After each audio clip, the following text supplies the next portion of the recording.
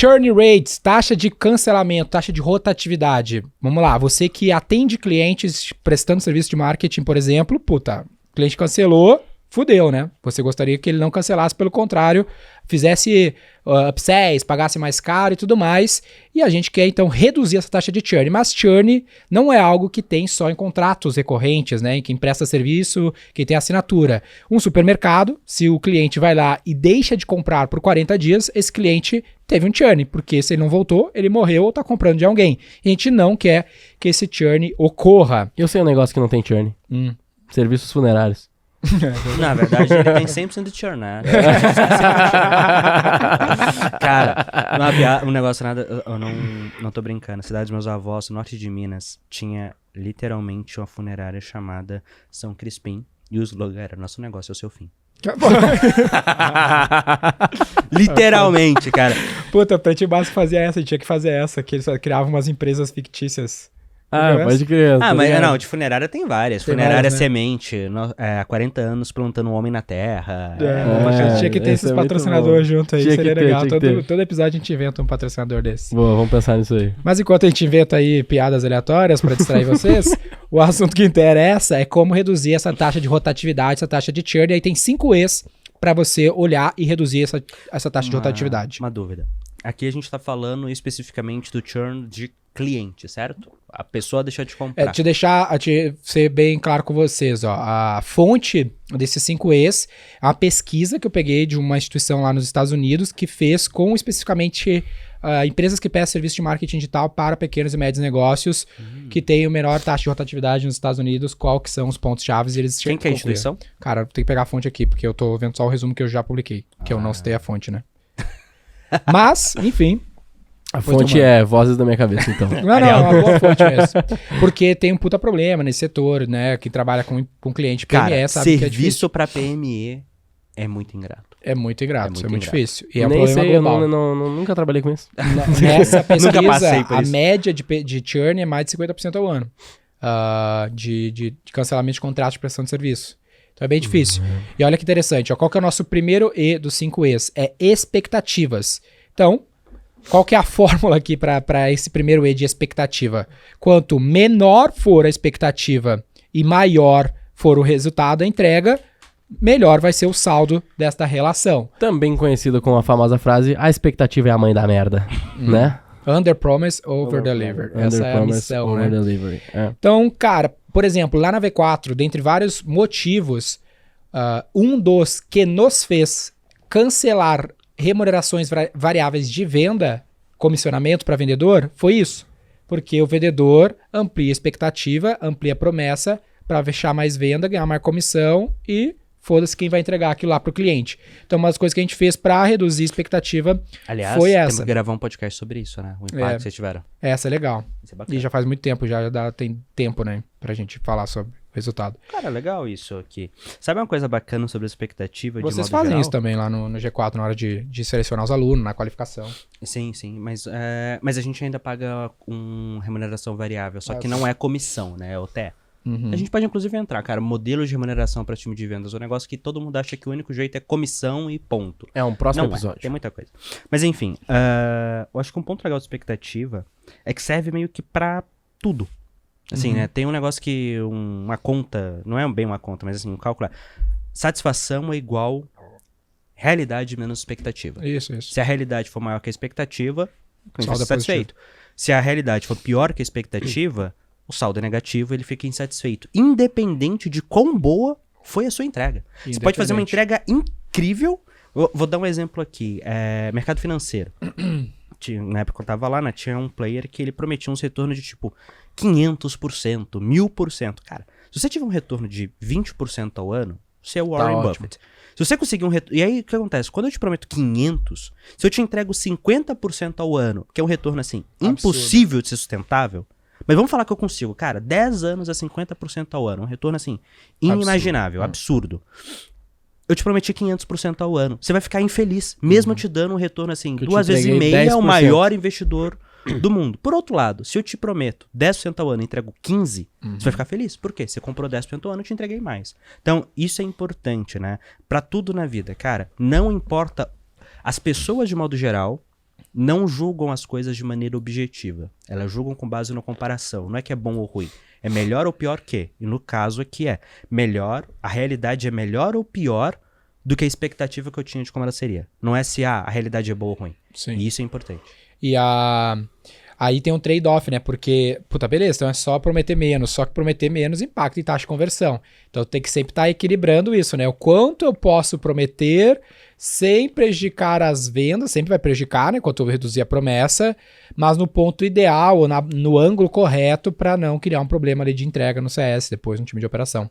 Esse problema de expectativa desalinhada é muito comum na nossa realidade lá, né, na prestação de serviço. Também porque existe o aspecto que é mais difícil de alinhar, na minha visão, que é, às vezes, o cliente entende o que ele quer, tá ligado? Tipo, às vezes... E aí é o nosso segundo E.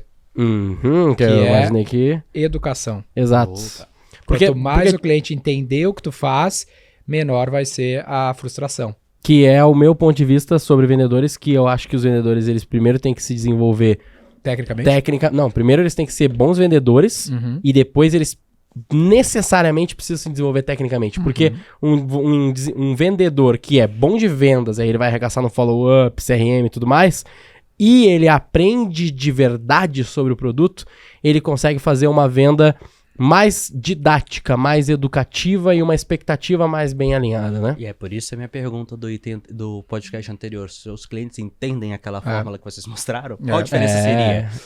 Aquela fórmula já não entra numa venda, né? Não entra nesse momento, ele vai entrar na operação, entra na gestão né? Depois, né? Porque Com muitas certeza. vezes a educação não é só... Isso aqui sendo bem sincero. Eu acho que a parte da venda é uma das partes onde menos a educação efetivamente vai impactar. Ela impacta muito antes e muito depois. Eu não tô falando que ela não impacte, mas pensando no ciclo de vida, o cliente, quando ele chegar para tomar decisão de compra, já estar educado faz muita diferença, facilita muito a vida. Aumento de nível de consciência, né? E depois, à medida que você for lidando com ele ali, tocando as coisas no dia a dia, ele saber por que você está fazendo aquilo, por que você está tomando decisão daquele jeito e não necessariamente fazendo exatamente o que ele te pede. Né? Aquilo, por que você está entregando o que ele precisa e não o que ele está te pedindo necessariamente. É que eu acho que ali, o que eu tô falando deve ser um pouquinho diferente do que o Denner quer trazer aqui, daí já fala agora, mas o que eu tô falando é que o meu vendedor, o meu alinhador da primeira expectativa, que é a venda, ele tem que ser muito bem educado sobre isso, para que ele consiga alinhar aquele melhor as vendedor expectativas. consultor quase, né? Ele tem que ser não só a venda consultiva da vida, né, nessa pegada mais tradicional, assim, de venda consultiva, mas no sentido de ele realmente entender o que ele está vendendo, para ele conseguir simplificar ao máximo possível na cabeça do cliente e eventualmente educar alguma coisa ali. Porque o que você consegue realmente ensinar para alguém numa reunião de venda de 40 minutos? Não é muita coisa, sabe? Mas se o cara não souber bem o que ele está vendendo, não ter conhecimento técnico, ele às vezes não consegue tornar simples o suficiente para o cliente compreender. No pior cenário, ele saber o que ele está vendendo vai impedir que ele sete a expectativa errada. Exatamente. Total. Esse é o meu ponto de vista. Esse é o primeiro ponto, né? E aí, com mais ele souber, mais ele consegue criar analogias, formatos diferentes para simplificar. Porque um argumento que eu discuto muito com o Rômulo lá, que é o nosso head de vendas, lá, o nosso sócio que cuida das vendas, ele fala assim, mas o meu vendedor ele não precisa explicar tanto, ele não precisa saber tanto, porque a maior parte dos nossos clientes, ele não manja nada. Então, ele não vai entrar tecnicamente nos detalhes. E aí eu falo assim, sim, não tá errado, mas na minha visão, o cara tem sim que manjar muito, o máximo que ele puder, esse vendedor, porque daí ele consegue falar com o espectro inteiro de clientes. Não, e tá assim, ligado? E simplificar pro cara que não entende. O episódio do Vega, porque ele fala, você tem que parecer o cara que mais entende do mundo daquele negócio, você passa confiança. Exatamente. Porque eu não quero que ele complique, até porque numa venda, se tu entrar muito nos aspectos técnicos, né, tu acaba até complicando, confundindo a cabeça do cliente. Então tu tem que saber a medida certa de techniquez que você vai usar com aquele cliente. Eu sou o caminho inverso, né? Eu falo pro Rômulo que o meu caminho não é o bom caminho de vendedor, que é o quê?